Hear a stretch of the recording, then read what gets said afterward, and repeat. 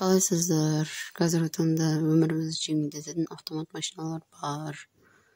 Автомат машиналарын, күн машиналарын киімдерді салып жатқанда қалтасын қараңыздар. Іш киім, нәс киім, майда киімдерді бөлек қалтаға салыңыздар.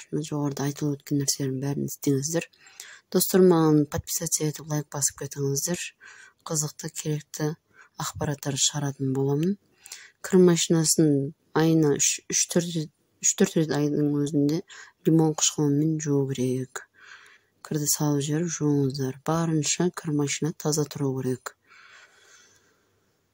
Сосын қалталарын қараған кездеріңізде ішінде пленка, ақша, қағаздар, жаман нәрсе болмасын.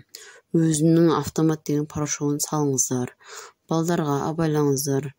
Балдардың қолы жетпейтін жерге порошокты қойыңыздар. Аузын келіп аш қалмасын.